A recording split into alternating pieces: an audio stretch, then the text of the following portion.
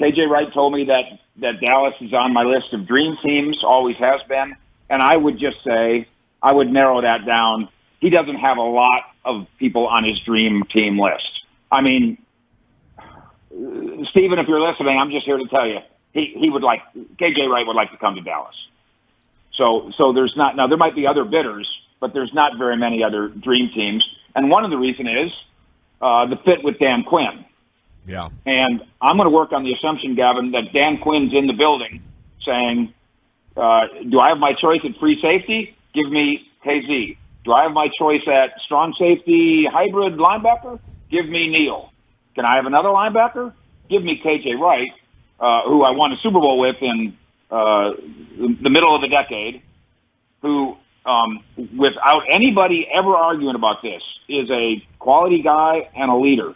And one of the debates that I know the media has about the Dallas locker room is, do they need leadership?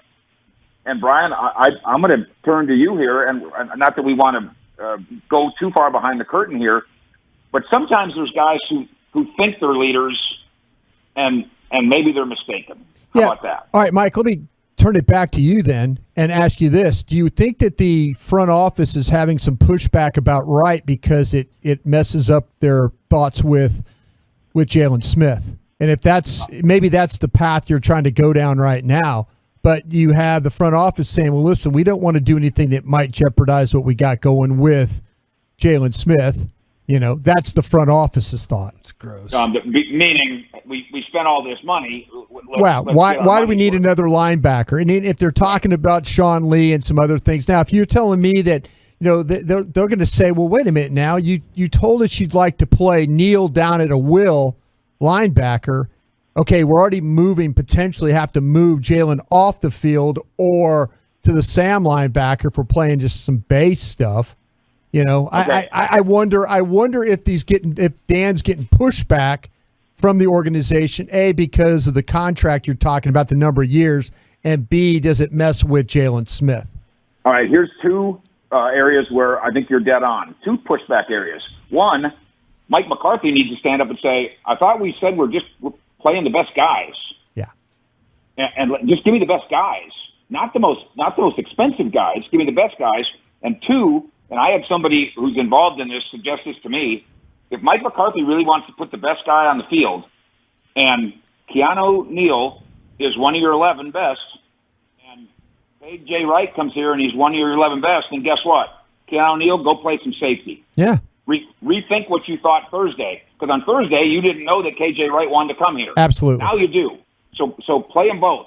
And I still think, and every coach does this, and it really, Jeffrey, I'll throw this at you. This really bothers me. Every coach that I've ever covered in 40 years of following the NFL, covering the NFL, says we put the player before the scheme.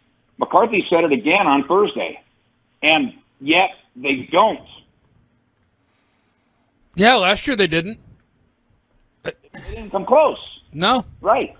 They didn't put Jalen in position to succeed. They didn't put Tank Lawrence in position to succeed. They didn't play Randy Gregory. They didn't play Donovan Wilson. They didn't move Zach Martin. They didn't do any of the things they promised to do. And, oh, by the way, they played as much 3-4 as they played 4-3 when they promised they'd be a 4-3 and told players they would be. So this is a great opportunity for Mike McCarthy to be the one pounding the table and saying, hey, Stephen, give me good players. Who cares if we got a good player last week? Let's get another good player this week. Let's find it. We can't say no without knowing the number, the dollars and cents number. Mike, I think that Dan Quinn's got to be a little careful here. He's got a draft coming up, and he could push for a KJ Wright and stuff like that, but he's also got some other battles he needs to fight in that draft room. And you don't want to be that guy that's like, well, he got this guy and he got this guy. I've heard that before from some front offices too. Not about Dan Quinn, but like these coaches come in and, it happened to Scott Linehan. If you think about what Scott Linehan got a lot of rope and he ended up hanging himself is what happened there. You make yourself known as the guy that needs it his way, and if it's not your way, then you don't like it, and then they give it your way. If you don't win, now you got a big old mess on your hands. Absolutely, yeah. And you've lost all your credibility, especially with an owner that wanted to be known big time last week. There was no debate about Jalen Smith. Right. This is our guy right here. Yep. To that point, you have a certain number of chips. You want to bet one of your chips on a 31-year-old when in 3 weeks you're going to be drafting a 21-year-old. Right. Yeah. Maybe pick this up after the draft. Yep, there you go. There you go. Well, and maybe we should tuck that one away, and I'll kick around that idea with the people involved. Brian, he can still play.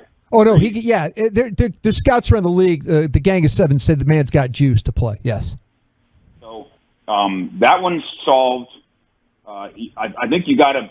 I bet you KJ Wright would like Jerry to get Jerry in there, because I bet you Jerry likes the idea of KJ Wright because he knows him. He's won a Super Bowl. He's heard of him. He's got a name.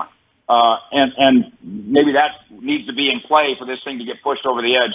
KJ Wright loves Dan Quinn. Yeah. I do think that Dan Quinn loves him back. I don't think that's much argument. But give me the best players on the field. I'm not saying you got to go sign every John Reed, who I still think they should have signed. Don't you, Brian? Chasing a ring, Mike. He's chasing a ring there. Yeah, him and his running buddies now, Kansas City. And so that's friendship, and that's chasing a ring right there is what that one was. Okay, I'm not saying that the Cowboys are in ring chasing territory, but some players think they are. Some players who don't play here, some players out on other teams think they are. Maybe they're fooled by the hype too. But I'll tell you this. KJ Wright, I believe KJ Wright thinks that he would come here, make an impact on the field, make an impact in the locker room, and bring a Super Bowl edge to this team, a Super Bowl contention edge. And this is something the Cowboys think they have because, hey, it was only 25 years ago that we won one. Yeah.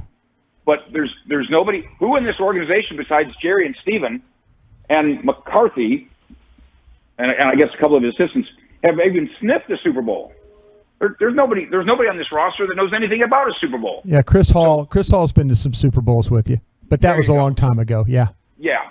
So I think all these things, and obviously I'm a little bit biased, but I think all these things point to the idea that the Cowboys need to sit down and throw a number out there and see if KJ Wright says yes to it, because he just might.